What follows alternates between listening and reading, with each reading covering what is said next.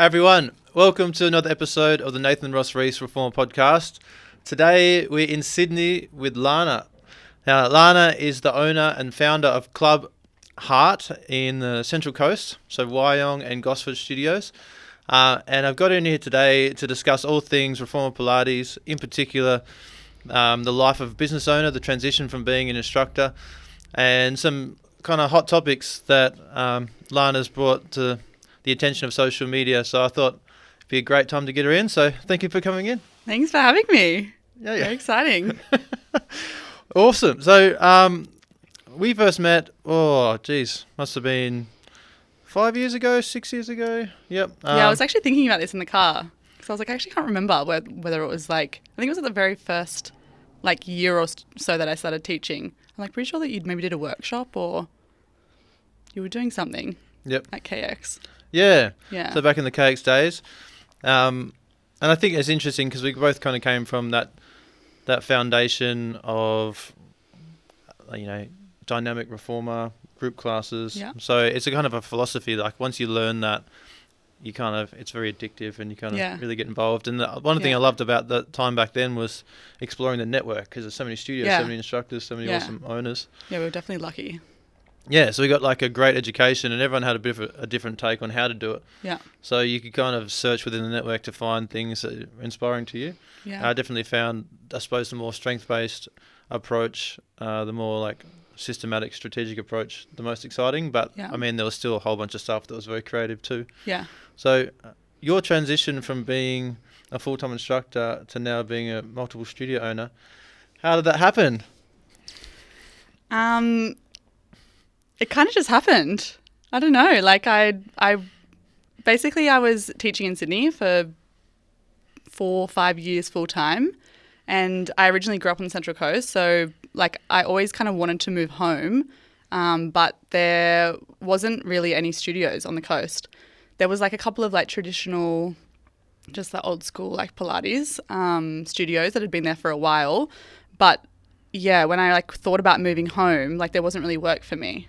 So I stayed in Sydney probably a little bit longer than I wanted to in my 20s, but it was because I just didn't think that I could move home and work. And there was a certain stage, I think in 2020, the first COVID, there was a stage where I went home and I spent a couple of months there just over Christmas. And yeah, I really wanted to move home, but there wasn't work. So I was thinking maybe I'll move home, get a normal job and then save and then open a studio here. But I also wasn't sure if the demographic, it's so different back then pre-COVID. And I just wasn't sure. And I think at that stage too, even the studios in Sydney, there was the KX hadn't really ventured out into the suburbs yet. It was kind of in a city, there were studios, but it hadn't really kind of trickled out yet. So I just didn't think that the Central Coast was so far away. It was such a different vibe. I just didn't think that it was going to work. So I was I'm not sure. And then I went for I tried to get a job on the coast at that point in time because I was maybe I'll just work and then open a studio here. But I didn't get the job. So then I was okay, well, that's just a sign. I'm going to go back to Sydney. So I went back to Sydney and then just kept working full time. And then we went into second lockdown, and then me and my friend at the time were kind of working on a pop-up mat studio before the second lockdown, and we were kind of ready to launch, and then second lockdown happened. So we had everything ready to go in the back end. So that as soon as we went to that second lockdown, we kind of already had all the business set up ready to go. So we just pivoted and went straight online. So that second lockdown, I basically just taught classes online via Zoom, which is what everyone was doing. But we already had the brand and everything kind of set up to run it like a proper business. And so, we were doing that during the second lockdown. And then my focus just kind of was on that for a little while. I stopped thinking about moving home. I just thought, okay, well, I live in Sydney now. This is what I'm doing. So I was doing that for a little while, and then my friend who we did that with, she wanted to move to Europe. So, and I was still thinking about moving back home. So I was we should she was like, I'm going to go to Europe. I was like, I think I want to move home. And at that stage, I think there was a bit of a difference on the coast. Like things were starting to pop up. Heaps of people were moving out of the cities. Like people were moving into like the Central Coast. Like so many people I knew were moving there. And I was like, oh, I actually think that it would work. Like there'll be people who want to do reformer, like dynamic reformer there. Which I don't know why I thought that like it wouldn't work, because like it would have worked when I back like the year or two previous anyway. But I guess I was also young, so I probably was like nervous of the risk. Yeah. And so then I basically packed up my life, moved back to the coast, not really with any plan apart from the fact that I knew that I wanted to open a studio. No money, like just decided like I'm going to do it. And so then I moved home, was just like working at studios on the coast, still working in Sydney, like traveling like to and from, still just teaching full time. And then I was trying to grow a little community doing mat classes like in a certain area, just trying to like build like a little business so hopefully it would like turn into something.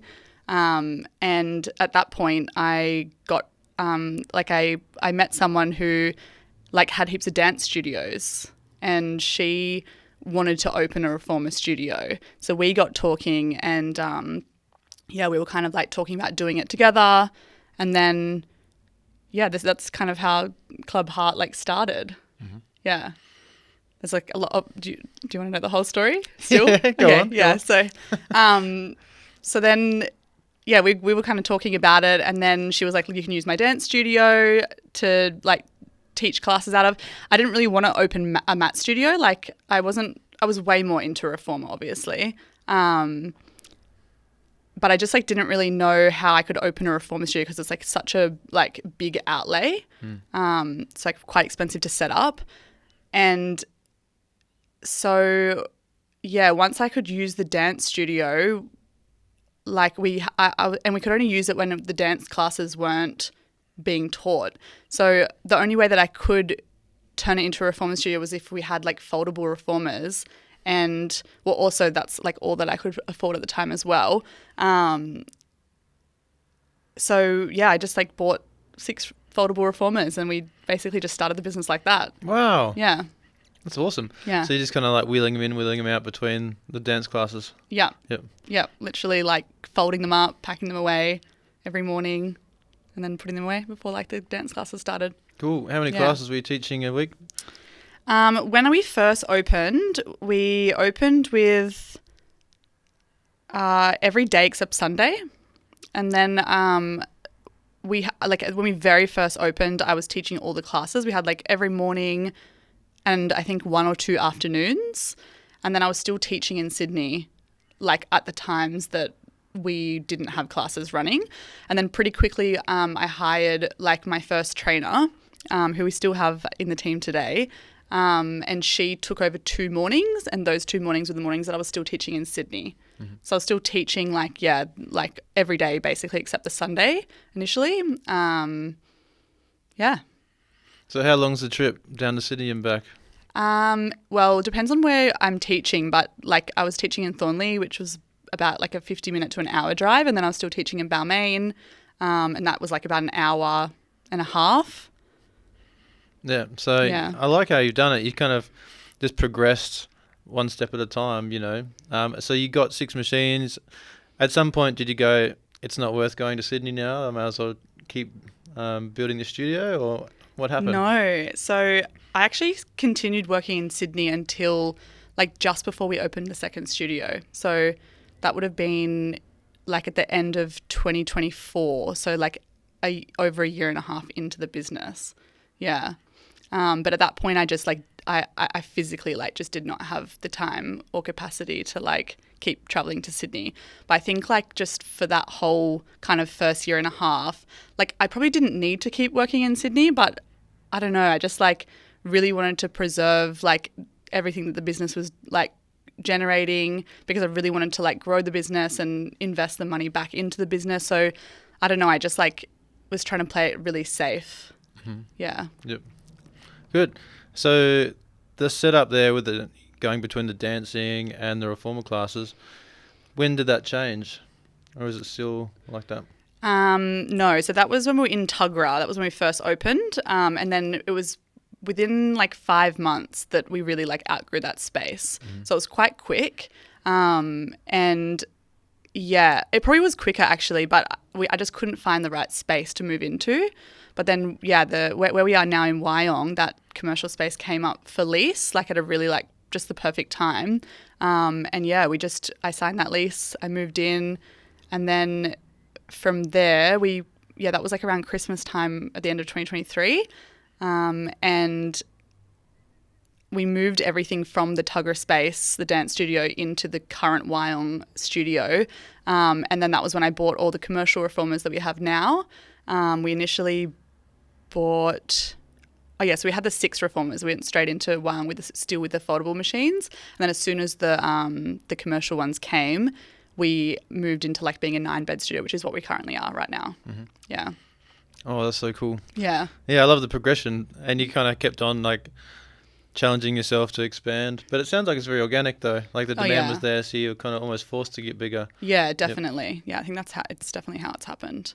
Like just whenever I felt like the business needs to grow because, yeah, there is the demand there. We've just kind of like moved maybe even quicker than I should have, like in hindsight. But yeah. So talk us through the name Club Heart. Where did that come from? I knew you were going to ask me this question. Like, there's not really a huge story behind it, except for that, like, I've always envisioned, like, the studios or, like, the brand as being very, like, community-driven. I think, like, working in so many different studios around Sydney, like, prior, like, I really got to experience as a trainer teaching, like, in studios that really did have like good community and studios that didn't. So like the studios that I loved teaching in, they were the studios that obviously just had such good community. Like everyone knew everyone, like people hung out after class, and like that feeling, like that's like my favorite thing about teaching. I just think it's like so fun to like become friends with everyone that you're like with each week. And I just like knew that that's how I want my studio to be. So I think the club came from that. I want it to feel like, yeah, like a place that everyone can come and like, I don't know, find friends and like just like enjoy their life. And I didn't want it to be like, I didn't want it to have like Pilates in it because I didn't want to like restrict myself to Pilates. Like just, I don't know, there's not really any plan to not be Pilates, but just, I just didn't ever want to like put us in that box. And Heart, I guess, was kind of, there was a lot of business names that we were playing with and there wasn't a lot that were like actually available. Yeah. So I had to play around with like a lot of different words. And I think just Heart, I came with Club Heart because it feels like everything that I love and like everything that I've like enjoy in life put into like a business. So it's kind of like quite personal to me. Yep. Yeah. Yeah. I like the image of it. It's kind of like a fun, outgoing, like a big personality online, you know, very colourful, very bright. Yeah, that was super intentional. Like I think because I was teaching such a long time ago when like the industry was quite, it wasn't fresh, but like, you know, dynamic reformer especially was quite new. And I just felt like everything was so clinical. Yeah. Like you probably like remember it being like that too. I feel like now these days there's a lot of brands out there doing like really fun things, but there wasn't a lot of brands at the time in the Pilates space that I found were like, I don't know, like fun. Everything was quite like minimal and like girly and just like really beige in a way. And I just like really didn't want my brand to be like that. I wanted it to feel like really fun and like inviting. And I, you know, like I didn't want it to have that aesthetic that like Instagram for a long time kind of portrayed Pilates being. Yep. Yeah. Yep. Yeah, it's true. I mean, it's kind of got a lot more diversity now in the way people are presenting it. Oh, yeah. So much now. It's so good. Yeah. Yeah. So for the development, you said you hired your first trainer. And one thing I've known about you for a while is you've got your own like philosophy on training. You got your own things you want your instructors to be good at. So talk us through how you train your trainers. I imagine you have a pretty comprehensive onboarding process to kind of make sure they're up to speed. I should have, yeah. I'm just not a very structured person. Like I'm very type B. I'm very like on the fly. I actually don't know how I run a business sometimes, to be honest.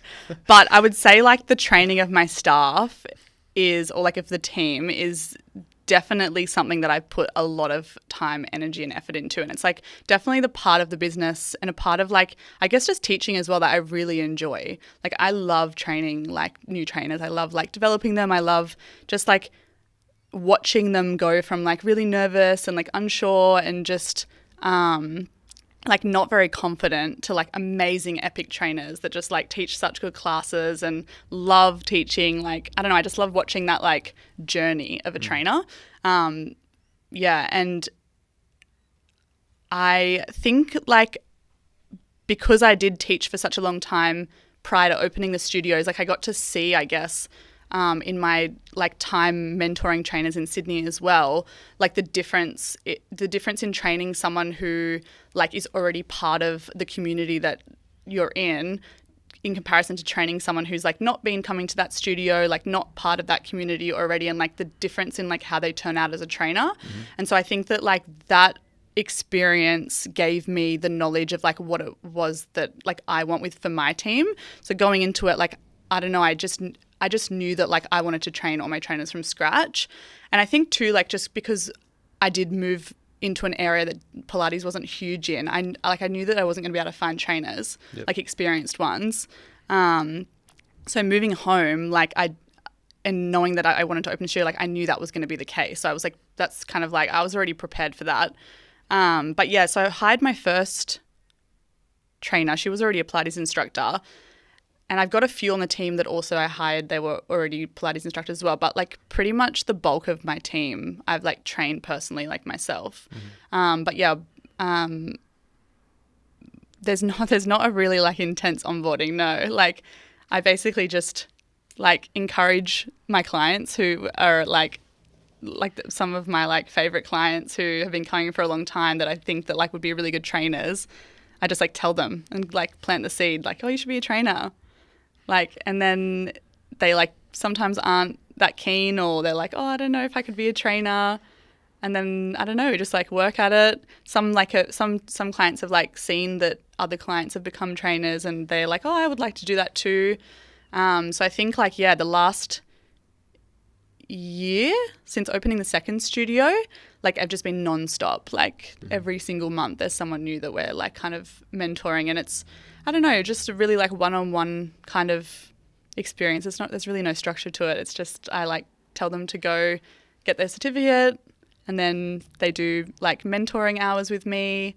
I like sit down with them like a few times a week, go over their programming. Like it's very like there's no paperwork. It's literally just like one-on-one. Yep. Yeah. Yep. Interesting. I find it takes about 20 hours one-on-one with an instructor to really get them to the level where they can teach well. Yeah. A basic plan. And then it's another 3 months to really understand the class planning process. Yeah, I agree, 100%. Yeah, so they're separate skills. Yeah. Like being able to teach an exercise, teach a class versus understanding how to put it together. Yeah, it's a big job. Yep. Yeah. Yeah. So I reckon it's great. Building from within is like the ultimate, really. Yeah, I definitely think so. Like it's made such a big difference. Like you already know. Like it's like just they love your brand already. They like respect you. They like are so grateful for like the opportunity. And I think it is just like a little bit of a different experience to like hiring someone externally who's already been trained. Yeah, it's just a different experience. And like, yeah, I just prefer that. So what was the things that you noticed in particular between those different options between hiring a team that just has the experience but not the association to your studio versus the option you spoke about then? Like what were the problems you're seeing from that?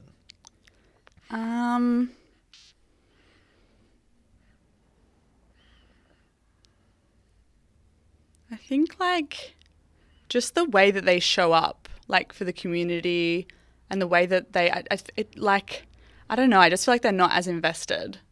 They just kind of like it feels like you know, like they're coming, they're teaching classes, and it's very like it's like that, which is also like fair. Everyone has their own like ways of living and whatever, like working. But yeah, I think that when a trainer has already been trained and they're coming into like an environment where like they're coming to work, there's this mentality where that is the case. They're just coming to work, which is also fair. But like, it's kind of not what I want, like, for the business. I want like people to be like, I want the trainers that work there to like, be as invested as me. Like they're never going to be, but like, I want them to like love the clients as much as I do and like genuinely like care for them and genuinely want them to get strong. And it's like not really about them. And yeah, I think that sometimes like experienced trainers, like it's harder to mold them. Yeah. Yep. Yeah. A lot harder. Yeah. I mean, usually what's happening too is that they're kind of comparing your philosophy and your information to everything else they've learned. 100%, yeah. So, and naturally they're going to have their own beliefs. So yeah. if what you're asking them to do is not in alignment with what they believe they want to do, then it's never going to work straight away. Yeah, it's really hard. Yeah. Yeah, I think it's a kind of a problem that is solvable by training people yourself, but often I think people kind of look at the front end time cost and think, it's just too hard, like 20 hours per trainer, and I got to build like a third of the team, every year potentially. Yeah. But it is time intensive at the start, but that tapers off fairly quickly. Oh, it's so worth it. Like, I already came from like a background where I was doing that anyway for the company that I worked at. So I feel like, I don't know, it feels natural for me to do that for my own business. Like, I also just think that if you like have a studio, you should have the capacity to do that. Like, you should want to do that. I think that like your business and your studio is going to be better off for it, like always in the long run. And like, if you don't have the capacity or the ability to train your staff, like, I don't know, it seems like it's going to be hard for your business to have longevity to a degree. Yep. Yeah. I think that's the advantage of being an instructor before you start the business, because then you're kind of leading from the front, because you're the one who's creating the product, which is the class. Yeah, you're like creating the vibe, you're creating the motivation. People like learn from you. They're like watching you. They're like, I don't know. You're leading. And it's like the people that work around you and like your team, they're gonna, I guess, like emulate you in a way. And it's like, if you don't care or like you're not super passionate, like why would anyone want to be passionate for you? Yeah. Yeah. Yep. Yeah, I think it's also a top-down approach when it comes to community creation. That doesn't happen by accident. That's like created, just designed by the leader, and then that kind of just, for example, how the owner treats the team, then the team treats the clients. 100%. Yeah. I agree. Yeah. Yeah. So with your posts I've seen so far on social media, one of them you're talking about, you felt there's a lot of kind of fear mongering going on. So much. Yeah. It's a wild space, the internet. So I saw you said that you weren't sure whether it was actually fear mongering or was it people just trying, like, in this competition to get attention, just saying the wildest stuff. And it is 100%. Yeah.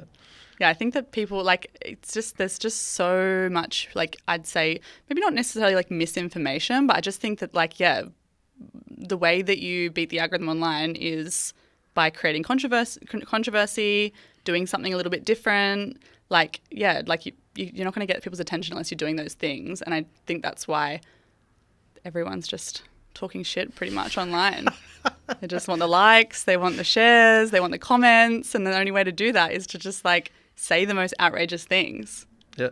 What's the things you've been seeing lately that have made you laugh out loud? So much. I don't know. I just think that the whole like strength Pilates debate is like interesting and annoying as well sometimes. Like, I just think like I really like believe and feel really passionate about people just moving their bodies. And like for the most part, like as you know, in the Pilates industry, like a lot of people are moving their bodies. Like that's their baseline is Pilates. They're not doing anything else, and they wouldn't be doing anything else if they weren't doing Pilates. So it's like to be putting all this information online, telling people pretty much that like, well, Pilates is doing nothing for you anyway. It's not true. Like the science doesn't back that either. And it's like, it's annoying. As someone in the industry and someone who's like seeing firsthand the huge life-changing impact that Pilates is having on people, like crazy impact. So it's like, I don't know, it's just annoying to like see online because you just like, you want to be like, no, you're wrong, but there's no point in like arguing. Yep. And there's no point in like wasting your time being consumed. But it's like when you're online, that's like all you're seeing is just these crazy things. Trying to think of what else I've seen. I'm trying to remember what I even what that post was about. Because I typically post things on the fly. So I might have seen something online. One of the things you're talking about was, the industry going through, through cycles of I think you explained it as cycles where people felt like they're at saturation point or at capacity. Yeah. But then, 5 years later, it's still bigger than what it was. And Yes, fine. That's right. Yeah. Yeah. Well, yeah, that's another thing that's just constantly online too. Is just how Pilates is like going down. It's like bigger than it's ever been, and it's just going up. Like, and it's even when you look at data, it's going up. Boutique fitness is like hugely increasing in like what's the word?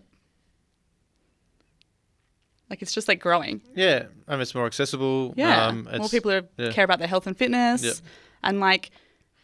I think that kind of conversation really does come down to like how many Pilates studios there are, and I think that people probably think like, oh, well, it's got to come down, which maybe it does at some point, but I think that it's going to be the studios that don't have someone in the studio who really cares about the community or cares about the product, and like for the most part, that's like I think people are just like. So many gyms, for example, are like jumping on the trend of Pilates, and it's like they're including Pilates in their offering, which is like fair, right? They're jumping on trends, they're jumping on what they think is going to benefit their business and grow their business, which they should be. But I think that if you aren't a Pilates instructor or you're not in the industry, I think it's really hard to understand the complexities of teaching Pilates and the complexities of like teaching a class, growing a team. Like it's just, I don't think it's as simple as just like, oh, Pilates is trending, like I'm going to open a studio and like kill it. I think that it's a big money grab for the most part, and I think that it's just a bit sad because I think it's making, like it's kind of tarnishing, I think, the product. Mm-hmm. Yeah. So you're saying that's just in particular like the bigger gyms that are kind of doing it, or? I don't think it's necessarily just bigger gyms. I think there's a lot of people opening studios, like boutique studios as well, that aren't like instructors, and just doing it because they're business people maybe, like they think it's a good business, which it is, it's fun. But like, yeah, I think that it's a little bit more complex than just like opening a studio because you think it's going to do well. Yep. Yeah, I think there's a lot of hard work behind it doing well. It's not just like it's going to do well. Yeah. Yeah. So, I suppose people are getting excited by like that model of business being successful and just going to copy paste and have a go themselves. Yeah, for sure. And are you thinking that those are the ones that probably struggle first in like a more saturated environment? Or do you think? I think so. I think just like if you don't have someone like in the business that cares enough or is educated enough to train your team and like grow the community, like it's just how's that going to work? Mm-hmm. Like how could it work long term? Like the essence of like great studios are the communities and how the classes are being taught and whether the clients are progressing. And if you don't have trainers that are helping your clients progress, like they're not going to stay. It's just like impossible because they want more. Yep. Yeah. Yeah, it is noticeable when you're an instructor how you feel when you're in a workplace environment. Like you do notice whether anyone cares that you're there or not. Oh, 100%. Yeah. So, you could look at the turnover rate of a studio and that will tell you exactly what the vibe's like behind the scenes. Yes. Yeah. So, I find it interesting too. Like, I think what you're saying in that post was that at the time when it was growing in Sydney, people felt that it hit its saturation point within Sydney, but it hadn't even made it to regional areas at that point. And now it's made it to regional areas, but mainly like the more central hubs and regional areas and not super regional. Yeah. So there's still obviously room to grow more. Yeah, I think so too. Yeah. So that comes with, an additional challenge at some point if you do reach a saturation point. I kind of personally don't really have any kind of worry about it though. Like I think it comes down to what you're trying to deliver. If you're really like focused on actually trying to deliver a great experience, then it doesn't matter how many people are doing the same thing because they're not really doing the same thing. Yeah.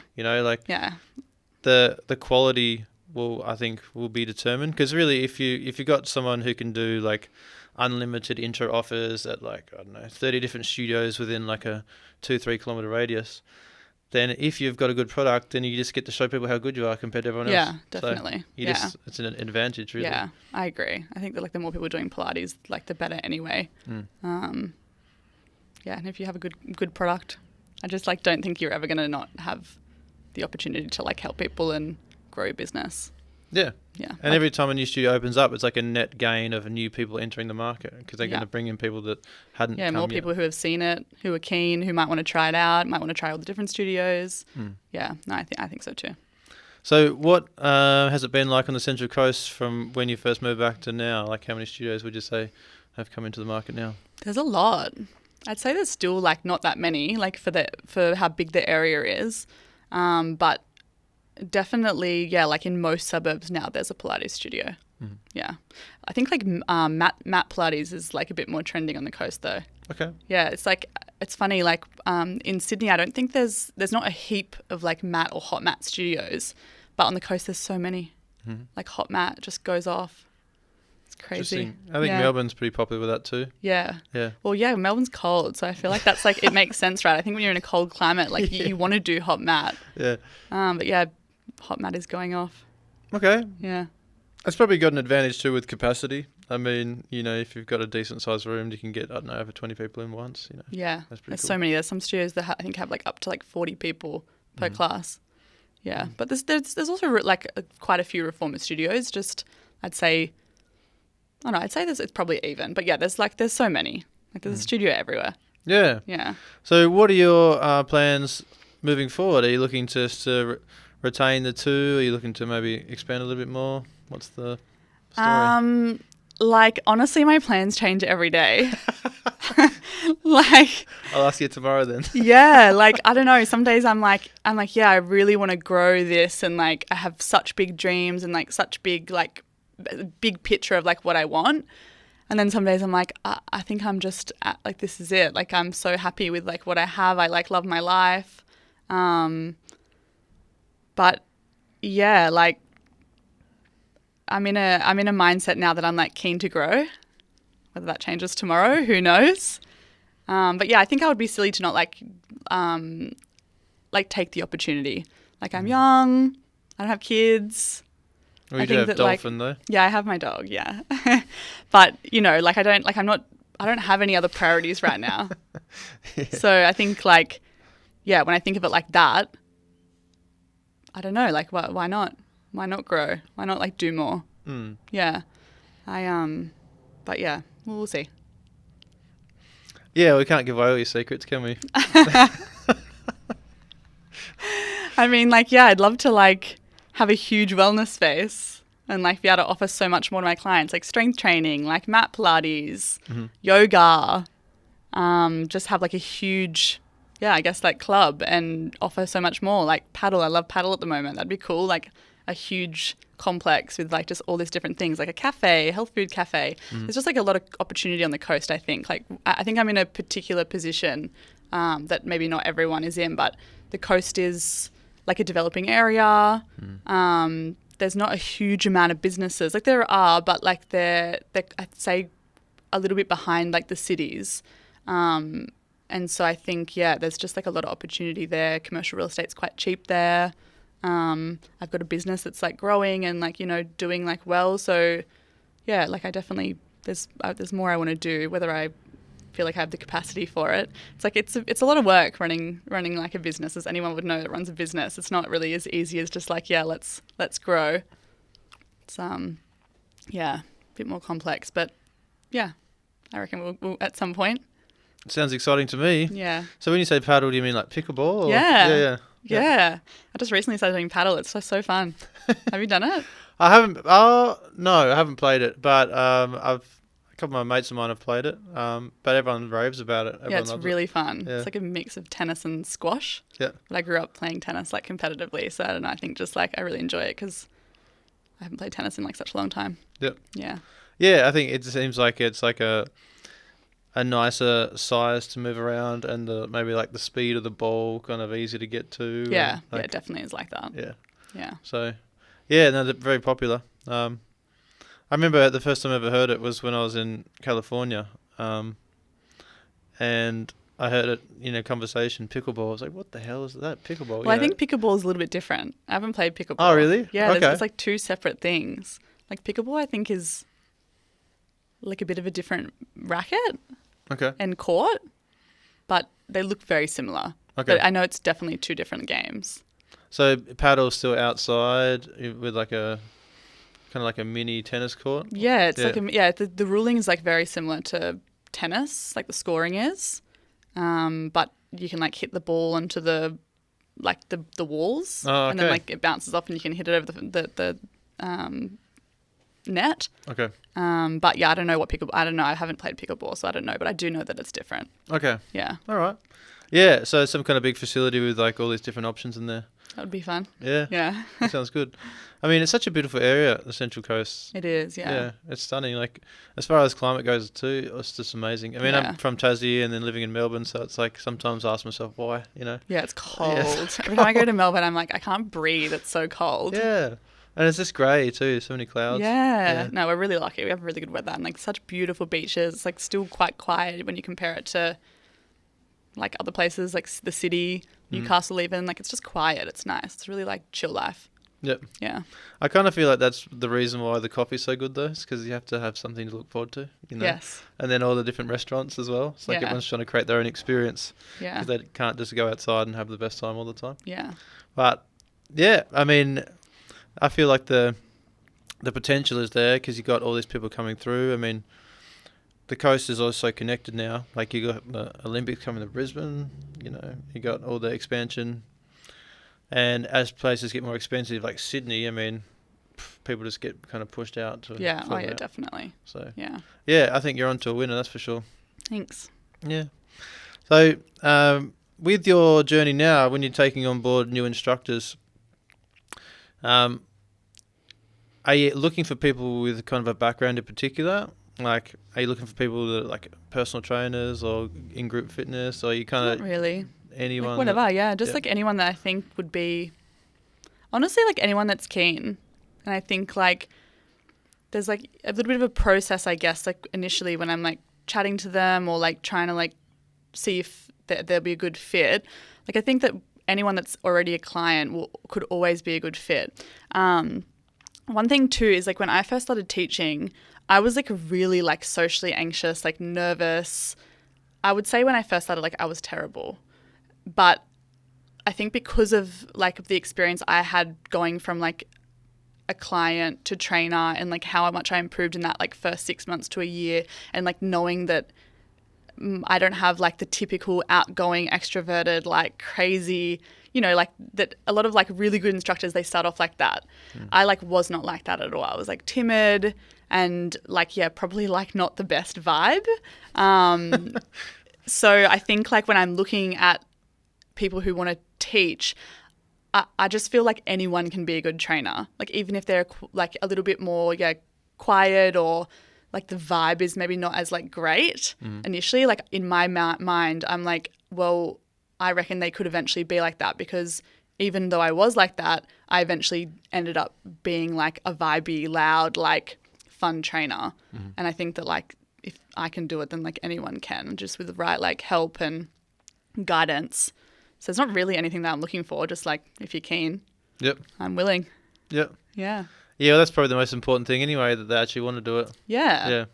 So what was it that helped you kind of step outside your comfort zone and kind of teach with that more like authentic confidence and happiness? That how did you kind of get free of the anxieties? Was it just pure volume of teaching Yeah, classes? I think it just came with time. I think just like the more confident I got in like what I was teaching and like what I knew and just like learning more, you know, you learn so much in the first like year or two of teaching, and the more confident I became and like educated, I guess, and like knew what I was actually talking about, I think it just naturally like that happens. Yeah. Yep. I also think I was getting older, I was exposing myself to new situations. But yeah, definitely time. I just think like it just takes time for anyone really. Yeah. Yeah. I mean, at the end of the day, everybody has the potential, because you just, if you look at the way like you interact with all your friends and family, I'm assuming it's going to be like you're pretty fun, even if you know you were like in a social setting might not be the same version of yourself, but you still have it in you. You know what I mean? Like you still have people that you're relaxed around. You still have people that you kind of chatty with and that you connect to. So it's really just a process of kind of like opening that version of yourself to every environment that you're in. You know, like that you walk into any room and you're the same person, regardless of who's there. Yeah. So, you know, it's kind of almost like a layered approach where you kind of takes a bit of time to expand yourself. Yeah. But, you know, you can get to that point. Oh, definitely. Yeah, I think obviously too when you're teaching, like until you really know your clients, like most people aren't going to feel like they're 100% comfortable self like around strangers. So like once you kind of have the same clients and, you know, you get to know them, you become like more at ease. And then, you just kind of feel more comfortable. Mm. I suppose teaching in lots of different studios too would have kind of sped the process up a bit because you're kind of forced into new environments and forced into kind of like getting to know more different people quicker. Yeah, I reckon that there was a lot of growth that happened in the first few years of me teaching for sure, like just personally. I think teaching at more studios, I don't know if it would have been a quicker process if I had just taught at one studio, because I think spreading yourself across so many studios, it's like it takes more time to then get to know all the clients. That's like the biggest thing I noticed, I think, with Club Heart. It was like I was literally just teaching at Club Heart, apart from when I was like going to Sydney, but it was like because I was teaching like all the classes, I just got to know everyone so quickly. Whereas like when I was teaching across Sydney for like so many different studios, it just took a really long time for me to remember people's names, like start feeling like that I could chat to them about things outside of Pilates. It took like a pretty long time. It was a bit of a different experience, I think, like teaching at Club Heart, because it was just like pretty instant. I just knew everyone. Yeah. So what was it that motivated you to go to Sydney in the first place? So you started off on the Central Coast and you decided you wanted to come... I moved to Sydney when I was like 19. I don't know, I grew up on the coast my whole life, and then as most people do, I think just like want to explore more. Like I lived a pretty sheltered life, and I think I just wanted to like explore what the world was like. I'd only been to Sydney like a couple of times ever in my life. Where did you first move to? I moved to Darlinghurst was my first. I lived in a share house in like a sunroom. Awesome. Yeah. And then I moved into like a studio apartment at Rushcutters Bay. I moved around a lot in my 20s, but there was like no real reason, except I was just keen to like get off the Central Coast. Yep. Yeah, I never thought I'd want to move back there, to be honest. It's interesting how that happens. Yeah, it happens to like a lot of people. Like if you had told me like 10 years ago that I would move back to the coast, I'd be like, absolutely not. But yeah, I don't know. I think as the older you get, the more like I think it's always going to feel like home. My family is there. I think like I just wanted to live a bit more of a chilled life. Sydney is quite hectic.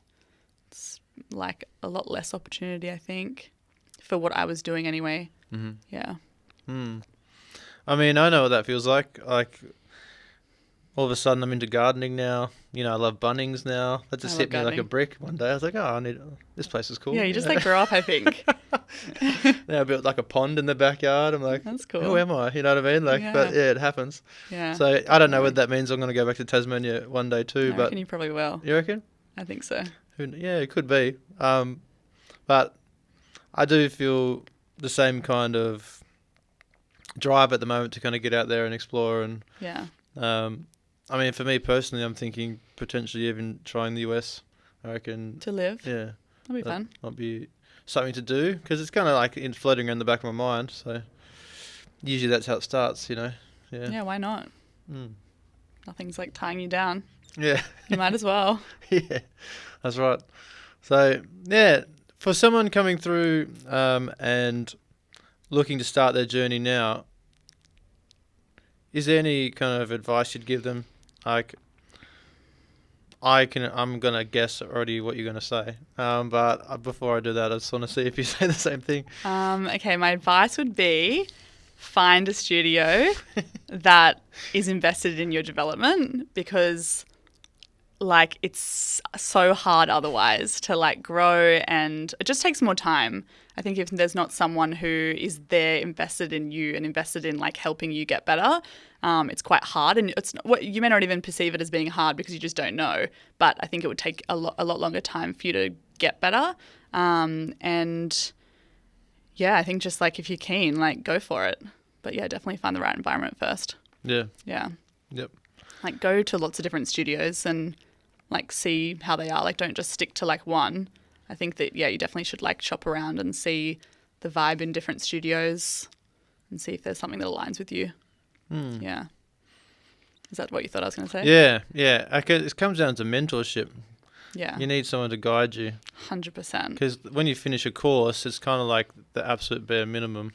Yeah, I get messages actually, like DMs, like a lot about like every couple of weeks I'll have someone like, hey, I just finished my course, like I really don't feel prepared, like, and I really didn't think that this is how I'd feel, but I don't feel confident enough teaching, like, you know, I'd really love the opportunity like for you to help me. And it's like, I already know it's like that because like I see my own trainers going from their course to then coming with me, and the way that they, like, even the conversations we have, they're like, oh my God, I can't believe like people just go on to teaching after like their course. Like I don't feel ready. I don't feel prepared. And like to an extent, like I felt like that as well when and I feel like I went through Breathe education. So I feel like I had really good training, and it was like a 6-month course. At that point it was face-to-face because it was pre-COVID. And yeah, without like the mentorship and like development pathways that KX had, like there's no way that I would have felt confident enough to like teach a class on my own. So yeah, if you don't have like someone helping you or like a team that's helping you, like it really is hard. Yeah, there's a bit of an issue I think in the industry, like around education, which I think is changing actually. Seems like there's like a lot more kind of comprehensive businesses opening that are doing like Pilates training now, which is good. Yeah, I think. Yeah, there's a lot of options now. Heaps of options. So many options.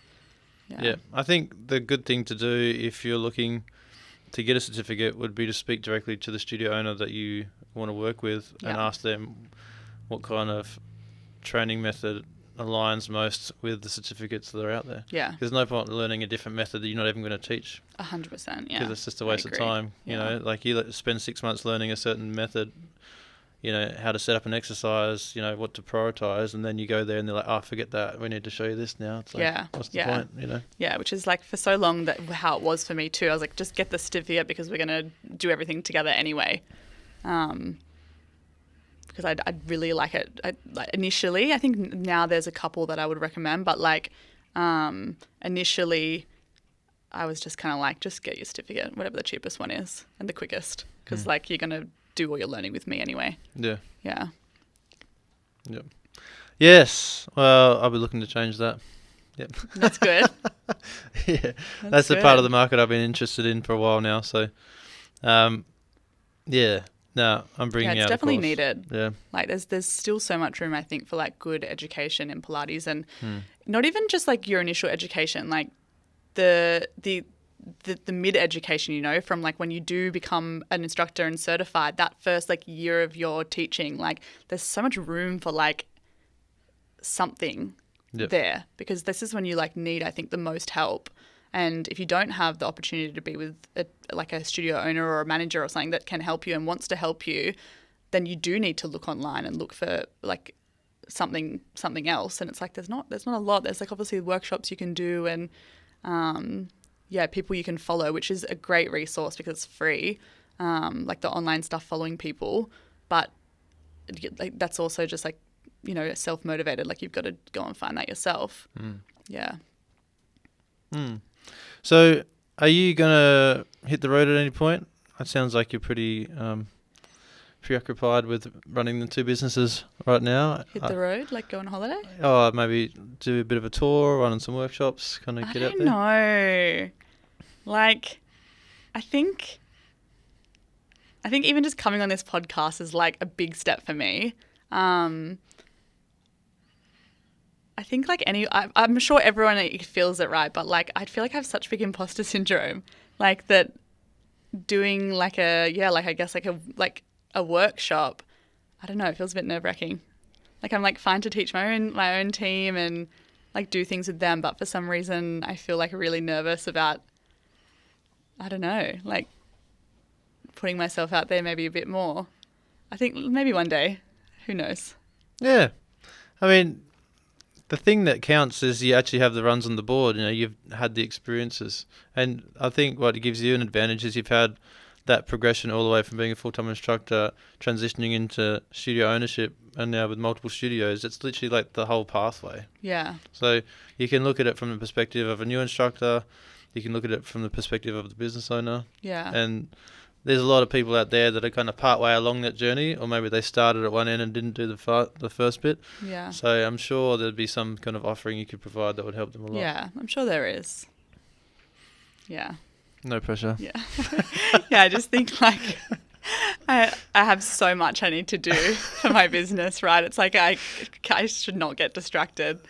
There's just like so much that needs to be done. Yeah. So like right now, no, I'm not thinking about those types of things. But yeah, I think like in the future, maybe I can like nut it out. So if someone isn't a business owner and they wanted to know what it's like to be a business owner, what would you say? I don't know if my experience is like different to other people, but like I would describe it as chaos. Like actual chaos. Like it is nonstop. Like every waking moment that's all you think about. That's all you do. It's fun. I love it, and I wouldn't change it for any, like I wouldn't change it at all. But yeah, I just think like if you are like keen to live a chaotic life, then go for it. Definitely. So, what kind of, let's say out of 1 to 10, like chaos being absolutely unpredictable, stressful, overwhelming at 10, and 1 being pretty cruisy, like what level are we talking here? How much chaos are we talking? I think at times definitely 10, but not always. Like I think it like ebbs and flows. I think like some weeks are harder than others. Like there's constant fires you're putting out, but like yeah, there's times where it feels like a lot more chill, like. But yeah, I think that if you are someone who like I guess has like the brain that like wants more or is like constantly building or like thinking about the future, it's like when you start to feel that like calm, there's not really anything going on, like you just create more chaos. So you're saying this chaos is self-imposed? 100%. Not always, but like yeah, generally. Okay. Yeah, I don't know. I think like if people want to be a business owner, then they should. Like I think that like I think it's worth it. It's worth the risk. But if you're like not sure that you want to, or like you don't want to put in the hours or put in the effort, like yeah, you probably shouldn't because it's pretty hard. Yeah. So what was the scariest part for you? The scariest part.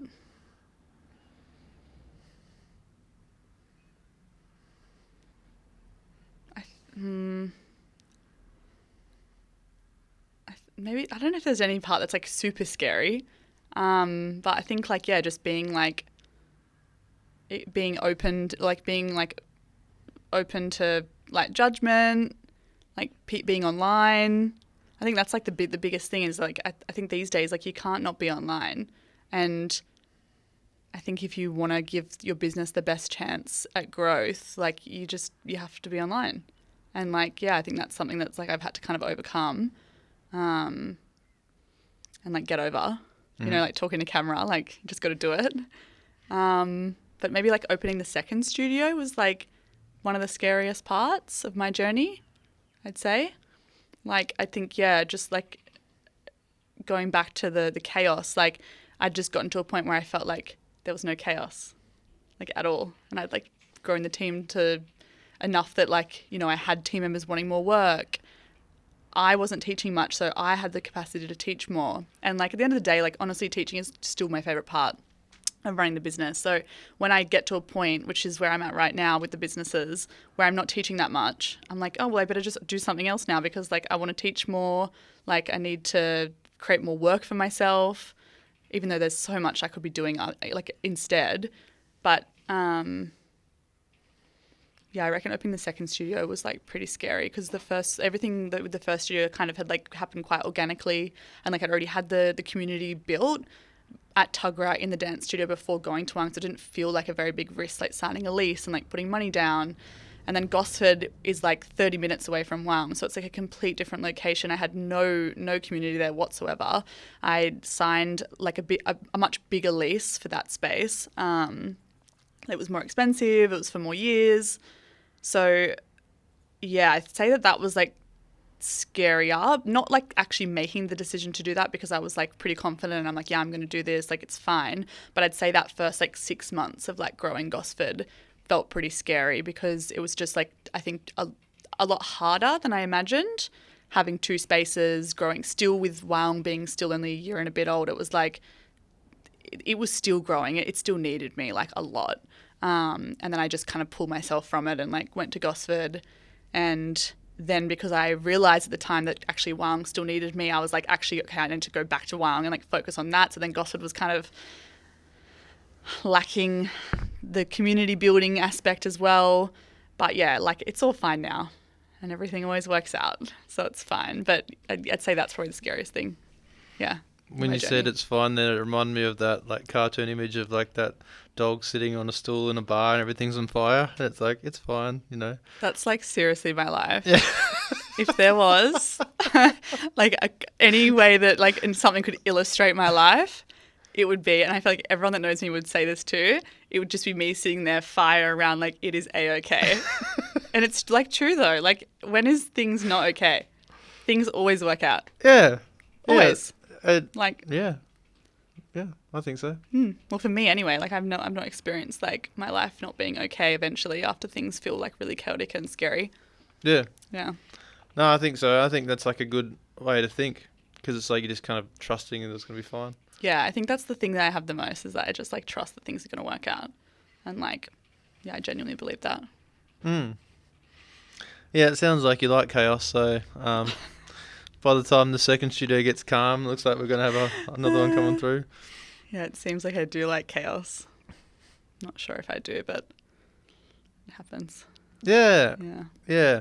So you said that in the first 6 months it was the most challenging, and I'd imagine one of the reasons would be that with one studio, you know, if something goes wrong, you could always just go in there and do it yourself. But with 2, you literally can't be in 2 places at once. Yeah. So you have to rely on the team a lot more. Yeah. So what was that like to try and get used to that?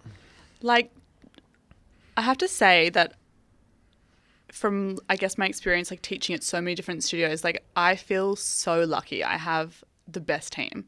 Like, I almost never have to cover classes, which I think is very rare, like in studios, because I think that there's just like constantly covers needed, and like like my team hardly even need covers, and if they do, like there's always someone who will jump in and do it. Like, they help each other out. I feel like we're really a solid team. So like in that aspect, I feel like I've always been able to rely on the team. Like they're super solid. But I think just more like, because the first studio just grew so organically, and it just like, I don't know, grew very quickly. And at the end of the day, like I don't have like a background in business. I don't have all the details of like running a seamless business. I'm just like on the fly, just doing my best. So I think when opening a second studio, that I didn't really put structure in place for things to happen like well, I think that, yeah, like at the end of the day, like sometimes things just don't happen the way you think they're gonna happen. And it just didn't grow as quickly. And I guess like that was the scary part. Not necessarily like not being able to rely on the team, just more like, oh gosh, was this the right decision? Like, am I going to have to like close this down whilst like paying for a lease that's going to be here for a few years? Mm-hmm. Yeah, I think that was more the situation. So how did you take on that when you had the realization that it wasn't growing as quick as you wanted it to? What did you do to change it? Not much, to be honest. I just persevered. Like I just, there was, yeah, like during winter, I remember like we had 5:15 a.m. classes. There was like one person turning up, and I just kept on the schedule. I just kept turning up from 5:15 teaching those classes, and they just eventually built. Like, and now they're our most, like one of our most popular time slots. But yeah, I didn't really do much actually. I just persevered with it, believed that it was going to be okay.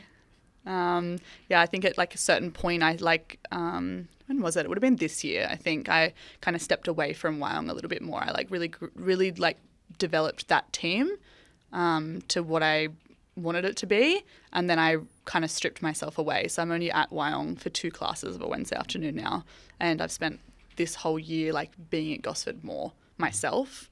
So I think that that's helpful. But yeah, other than that, I guess it's been pretty organic too. Maybe we just needed time to like, get a bit more exposure in that area. It's a lot of development happening in that area as well. So I think like maybe it helped that more like apartment buildings were opening up, people were moving to the area. Mm-hmm. Yeah. I mean, it's also hard to know sometimes. Yeah, definitely. Especially so early on, what is the thing which needs to change. But yeah, the way you approached it was just sticking to your guns and just staying consistent. I mean, yeah, that's the ultimate. Yeah, I'm very confident in like our product. So I think that like as long as we can get people through the door, like I just I'm just sure like people will love it. Do you have any particular sales process in the sense like, are you doing like marketing, or are you just relying on community kind of connection and like word of mouth? Is it? Yeah, there's no sales process at all. So funny, I like signed up for like a business mentorship program like at the start of this year, and paid like a lot of money actually to be part of it, because it was when I was really feeling flustered and like super overwhelmed with like my workload and like not being sure if like Gosford was going to work out, and like the first week or 2 I was a part of that program, like they were teaching us sales and like putting us through like what we should be doing for sales, and like honestly I just quit. I just ghosted them and like decided I did not want to do that, because the sales process just like, I don't know, it was just intense. Like I think that it's a helpful structure to have in your business, and I can see like the benefit, but yeah, I think the way that I was like being taught to do it, like I just didn't align with me. Like I don't want to hassle people like 10 times a day, and I don't want to like manipulate them to like for them to feel like they have to buy my product, which is basically like how it felt, that what we had to do. And yeah, I don't know, I just think that like especially in the area that I'm in, like it's a very community driven area. So like my members, if they love the class, they're going to tell everyone that they know, and like that's how it's happened basically. Yeah. Marketing, like we haven't really done any paid marketing at all. I think during when I was doing that business mentorship, like I did like my first paid like ads campaign within the process of doing the sales stuff. And yeah, like everything's just been pretty organic online, like through Instagram. I think we have such good opportunity with Instagram and like socials. It's like it's free. You just have to put yourself out there. I do now have a girl, one of my friends actually, who has like a marketing company, and she helps me like with monthly newsletters. The challenge that we just ran, she like helped put all that together. Like she kind of helps keep me accountable with like a few things that are going on behind the scenes. Yeah. What were they trying to get you to do with the sales course? It was just like their process of, which I think is like a pretty standard process for like sales in fitness, in the fitness industry. But it was just like you get an ad, you have ads, and you like create like an avatar for the for like your perfect member, like your ideal member. And then, but like the way that it's like worded is like you're like trying to emotionally like you're trying to tap into like their emotions, which like I get and like I can see how it works, but I don't know, like on a personal level it feels a little bit manipulative. And then yeah, the process is that like once they kind of like get captured by like the emotional spiel, they like leave their details, and then you call them. And if they don't answer, you call them again straight away. If they don't answer, you call them again in an hour. It's just like this constant calling, even if they like it, just like you basically just try and call them like every day for like 10 days until you get them. And then as soon as you get on the line, there's like this huge spiel that like you then have to like try and tap into their emotions again, which like works, right? There's like salespeople doing that. That's like how people get good at sales. But like I just on a personal level, like it doesn't align with me. Like I don't want to do that. Yeah. Yeah, it sounds like definitely a kind of a corporate approach to sales. Yeah. Yeah, based on like just like percentages. Yeah, it's super numbers and like data driven, and like I'm sure there's benefits to it, but it's just like I don't know, like my business is like people. It feels like everyone's my friend. Like when you come and like join Club Hard and you are there for long enough, like everyone's friends. Like I don't want like if you don't want to come, you don't have to come. Yeah. Like I don't want to like force you to come. Yeah. Yeah, and if you aren't sure and you don't want to come, like to be honest, like you're not really like our ideal member anyway. If you don't want to come and you have to be convinced to come. Yeah. I want people who want to be there. Yeah. Yeah, I think that makes sense. Yeah. I think you can be like that because you have such faith in the product you're delivering. Yeah. And like that's the ultimate when it comes to sales, because it's like you're helping people. Yeah. So it's Which like, I think at the end of the day is what they're trying. Definitely, like that's their thing. It's like at the end of the day, you are helping them. No matter how you're doing it, you're helping get them through the door, which is going to change their life. Which I also think is like it's okay. But yeah, I think just the approach was just a bit over like intense for me. Mm-hmm. Yeah, I'd rather just like not do that. Yep. Yeah. Yeah, I think so. Probably the as you said, the ultimate sales people are the clients that are already getting the benefits and they just love it. Because people naturally talk about things they enjoy. Definitely. Yeah. Yeah. So do you see a lot of kind of people bringing their friends and family? Yeah, it's so much. Like it is a different market, I think, to like cities where you're competing with like so many different studios and like we're in I think a very particular area where like everyone knows someone that person knows. Like it's all like very close. So yeah, like we have like mums and daughters coming, like we have like boyfriends, like with their girlfriends, like husbands, wives, like everyone, I don't know, yeah, everyone brings their friends, like most of my family come, like it's just, I don't know, it's a really community driven area. Mm-hmm. Yeah. Yep. So, you said when you opened up the second one, you didn't really have any structures in place, you're just kind of going for it. Have you brought any structures in now? Not really, no. No, like, yeah, no. Do you actually? I don't know if you mean that though, because I'm pretty sure you'd have structures that you have that probably you're not really articulating to other people, as in like the things that you do as habits that other people would probably consider a structure, but you just do it. So yeah, like everything's in my head. Yeah. Like I'm sure, yeah, like there's like a method to the madness, but like there's nothing like written down, like literally nothing. Like I don't have employee contracts, which I probably should have. I don't have like, yeah, an onboarding system, like offboarding. Like we obviously have all our employee like documents that you have to have when like someone starts. They like tell us our tax, goes to my accountant, like all the important stuff we have. But yeah, like in terms of structure, like everything is very much like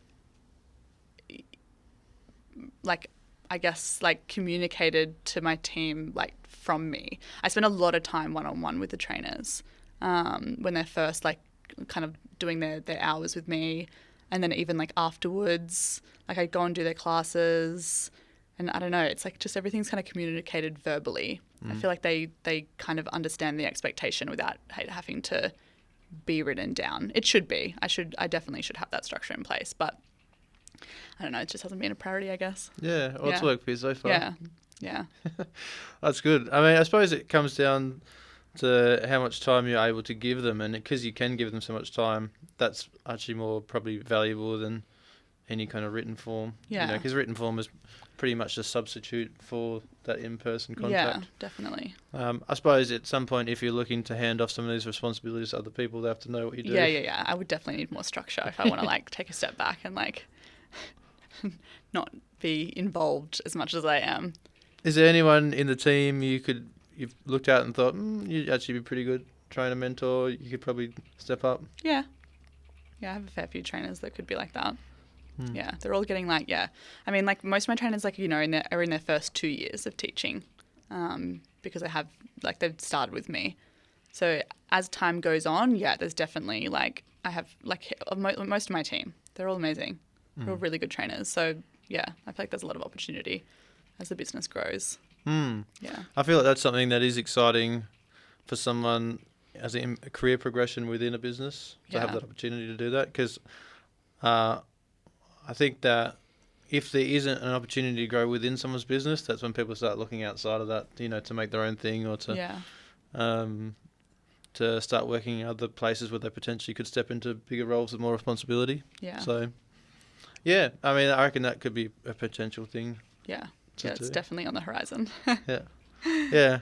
I found the process of writing everything down actually really quite interesting. Cause when it's in your head, you're thinking, oh, yeah, it's easy. I can just explain it. And then you explain it like, oh, no, it's sense, not. There's so much to it. Because I've tried. Yeah. I've definitely sat down and tried to map out certain few things. But there's just how do you put everything to paper? Yeah. It's crazy. Yeah, but the process of doing that, it actually refines your thoughts so much that by the time you get to the final draft, you're like, that's it. It just takes a little bit of time to kind of it's almost like you're doing a sculpture and you have to take all this stuff off it to reveal it. It's there. You just have to kind of Yeah, I just need to sit down and do it. Yeah. But it's really, it's a nice process because once it's done, you're like, oh, relieving. Yeah, it's good to have it. It's good to have it kind of in a form. To look at, because it makes it real. Then it's like, yeah, that is what we do. Yeah. Yeah. Yeah, I think that's definitely what I need to be doing. Now that things are calming down for me, teaching wise. Yeah. Do you have a mission statement? No, I don't think so. I'd say most of our trainers, if you ask them what the mission is of Club Heart, I think that most of us would, most of the team would probably come up with something pretty similar. I feel like everyone knows the essence of what we're doing very well. The culture within Club Heart, it's very solid. It's I don't think people are confused about what it is that we're doing, or the team isn't confused about what their responsibilities are within the studios. But yeah, I don't think we don't have anything on paper. That's our mission statement. No. Yeah. Yeah, I think that that's also interesting as an experiment to kind of ask everyone what they believe it is. Because I'm sure if there would be a lot of overlap in exactly what people thought it would be. Yeah. But that comes down to also what people's philosophy is on training as well. Yeah. Because people tend to kind of believe in whatever philosophy they do. So, to give an example, some people are going to prioritize flow of movement over loading as an outcome. Yeah. So when they're talking about what's their philosophy in training, they're talking about just nice transitions and just moving between exercises. That's the thing they're trying to get, and that would have a flow-on effect to what you're trying to do. What's the outcome of the class? Yeah. Whereas if your philosophy is more based on loading, and every time we put you in a body position with a spring tension, we're targeting a muscle group, we're going to hit mechanical tension, we're going to make you stronger. And then you ask them, well, what's our mission? They're like, we're going to make people stronger and more confident. You know what I mean? It's boom, it's very correlated. Yeah. So I think if you've gone through the training process and literally taught everyone of your team, very high chance they're all got the same kind of philosophy that you do and trying to achieve the same thing. Yeah, I think so. Yeah. So I'll ask them though. Yeah. It's a good one to ask them. See what they say.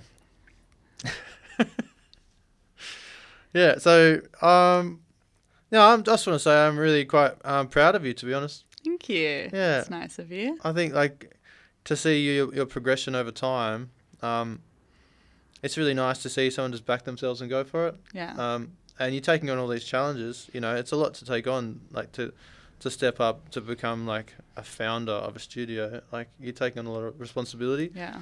And a lot of pressure, and you're just getting it done. A lot of pressure. Yeah, because it's there's so many people that that you're looking after. I mean, you're looking after the livelihoods of all the instructors, but also looking after the well-being of all the clients. Yeah. So it's you become a support network for the community itself, and if it's not successful, then all those people kind of are let down in the process. Yeah. So how do you find the process of saying no to things? Are you okay with saying no? I guess it depends on the context. I think that I'm pretty confident saying no. like in most circumstances. Like I'd say I'm like pretty firm in like who I am and like what I believe. And so if like, yeah, something doesn't like sit right with me, I think that I'm like, in certain circumstances, I think that there would be circumstances where I'm like, oh, like, I don't know. But I'm just like an overthinker. So I'm sure like a lot of the times where like I would be in a circumstance where I'm like not sure whether to say no or not, it's probably because I'm just like overthinking a lot and like, and like scared to make the wrong decision. Yeah. A lot of people I speak to that are new into running a team and running a studio, they find it hard to say no. They find they don't want to upset people or let people down, even if they know that it's not the right direction or it might potentially waste time or resources. Even though they know internally that it's a no, they still find it hard delivering the no. And, you know, sometimes if I'm trying to help someone go through that process, I like to talk about trusting your gut. Obviously, if there's an internal voice that says no, that's for a reason. Yeah. You know what I mean? Because Definitely. everything you've ever experienced is kind of like within you. Yeah. And almost like an internal scorecard. So if your insides are literally saying no, then there's a lot of wisdom in that. Yeah, I agree. Yeah. For sure. Yeah, definitely any time that I've like not followed my gut, like I should have. Yeah. But I think like, yeah, I think the more time you spend like in, I guess, circumstances like that, probably the more confident you do get at just like saying no. Because yeah, you learn from like the previous time, I guess, where like you maybe were a bit more apprehensive, and then like you remember that time, and so you feel a bit more like stern. Yeah, but yeah, it just depends on the context. Like there's definitely times where I like definitely should put my foot down more, but then there's other things where I'm like, yeah, really confident and can just say no and stick to it and be really firm with it. Yeah. What are the areas that are the challenging ones? I think just certain things like when it comes to the team, maybe. I don't know. Like I just like, I love all the girls. Like we're all friends. So sometimes it's hard to like, I guess, take a step back and like do things based on like me being their boss. Yeah, which I'm working on.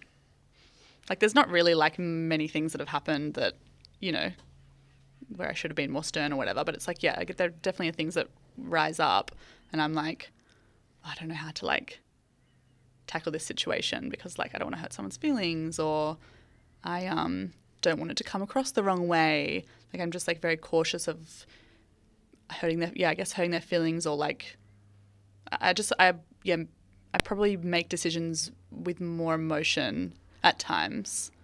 And yeah, I am quite considered with that. So yeah, probably with the team. I could be a little bit more stern sometimes, but like they're all great and it's fine. Okay. Yeah. And what are the circumstances which are the ones that are harder to address? Is it maybe something to do with like teaching or clients or their expectations versus yours? Like what are those issues that are challenging? Because I know if I was going to share mine, I'd say that if you've got someone who's not towing the line and doing like the standards of like maintaining the studio space, like not like lining up the weights or cleaning the studio as everyone else does and kind of like dropping off and then expecting other people to kind of do that job. That's something when I first became responsible for the team's performance, I found it a little bit challenging to address with that because if you've got instructors that have been known for a while, and now I've gone from being a fellow instructor pretty much now to being the one who has to tell them to do that. That does feel a bit awkward at the start, that's for sure. Yeah, definitely. Yeah. I think all studios have that problem, right? Where like at some point they just slack off and they don't take the bin out like when they should, you know? And I don't know, like, yeah, I'm pretty good with that. Like as soon as I see like come in and the dumbbells aren't like put away properly or the footbar hasn't been put back together, like I'll text them straight away, like just individually and just say, hey, like this happened. And then typically they just don't do it again. Like they're pretty good. No, I'd say like the things that I'm thinking of are like times that I had trainers that worked for me that don't work for me anymore, that I didn't train myself. And yeah, I think I just like found it hard to have hard conversations with them for whatever reason. Yeah, I feel like my team now, like I don't necessarily find it as hard. Yeah. It's important though to protect like the integrity of the team. Yeah. Yeah. 100%. Yeah, it's so true. Like people always talk about like, you know, like what's the word? What's the phrase? It's like fire, like higher, like fast, fire faster or something like that. Like what? There's like a saying around like getting rid of like not like, you know, like letting go of stuff that like don't step up to the plate essentially. Okay. And it's true. Like if you do have someone on the team who's like not at the same, like not putting in as much effort or, you know, not living up to the expectation that you've of what you've asked them, it like does let the whole team down. It's not just me. It's like the whole team is putting in all this effort and everyone's doing like, you know, their best. And then you've got maybe one or two trainers that aren't. It's like it lets everyone down. And it's a trickle, it's a domino effect. So it is important, I think, that when you have like a large team that you are like holding everyone to the same standard. Yeah. That's right. Yeah, that's right. Because it does affect everyone else's performance at some point. 100%. Like if they see other people kind of getting away with it, they're like, well, why do I do it then? Like why should they care? Like, and you can't expect them to care. Yeah. So yeah, I think that if you have like a team of people who care, like you should like protect that at all costs. Yeah. And it's the leader's responsibility to maintain the team's integrity. So, you know, whatever you tolerate is the standard that's going to be. 100%. Yeah. So sometimes actually not tolerating things will be the quickest way to have a great team, just by getting rid of the people that aren't respecting, you know, the process. And I think you know, you probably don't even have to make like hard decisions. They probably will just like lead themselves because the environment isn't what they want. So it's like, I don't know. Yeah, I think it's important. I feel like anyone who's stepping into that role, they definitely most of them would find it hard to have that kind of a conversation, because it's usually not going to be out of the blue, oh, you're out. It's going to be like stages along the way where you're doing your best to kind of like guide them to come back in alignment with the team. But at some point you have to kind of see the writing on the wall and say, hey, it's not it is hard to know too, right? Because it's like you want to see the best in people, and like you don't know like why someone is acting a certain way. You don't know like what's going on in their life. So it is a hard balance of like trying to understand someone because everyone's different, and just obviously making decisions that are like right for you and your business. Yeah, it's a very hard balance, I think, like managing people. I think, But yeah, the expectation, I think like the expectations is what helps the most. Do you set expectations at the very start? I do now, verbally. Like there's like a few things I guess that, like now are really important. And yeah, like everyone's good. Yep. Yeah. Yeah, I think that's the best way forward. If you set, what I like to do is from the very first like meeting to onboarding a new person, go through the expectations of what characteristics we need, and it's not even on skills or knowledge. It's purely based on how you are as a person. Yeah. So you have to be trustworthy, reliable. You have to care about the clients, and enthusiastic. And if you don't have those qualities, then the training's going to stop, because they're the qualities you need to be great as an instructor. Like if you lack any one of those things, it's just not going to work straight away. Yeah.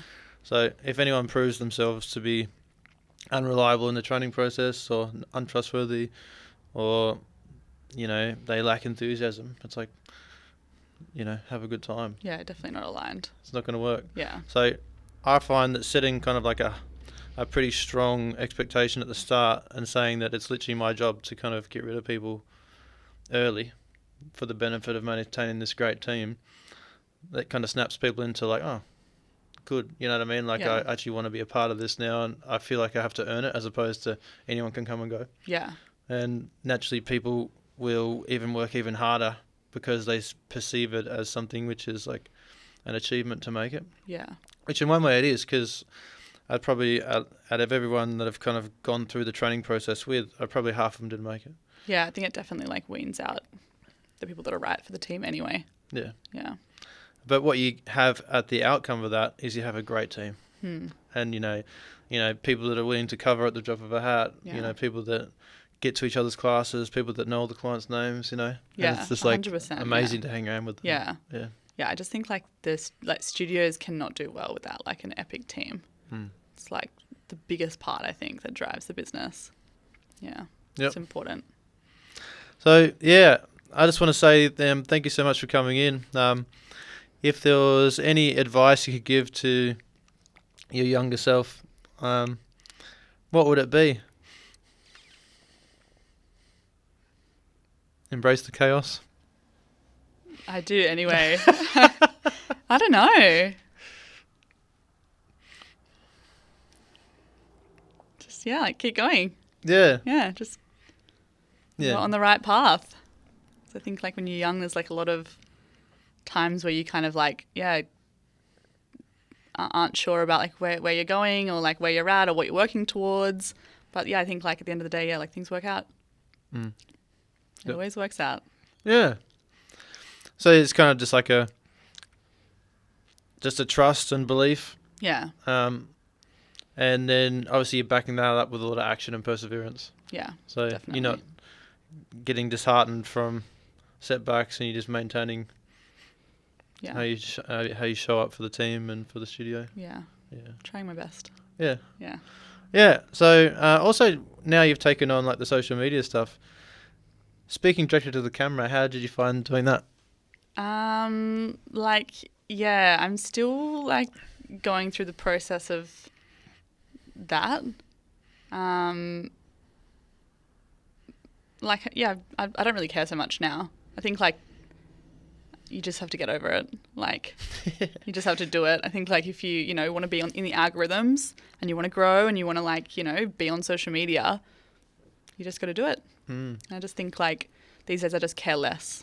I think like I probably cared more. Now I'm like, this is what I have to say. If you agree, cool. If you don't, cool. Yeah. Like, it's got nothing to do with me. Yep. If you don't agree, you'll probably comment, cool. Like, yeah, I don't know. I think like it's not as serious as people make out.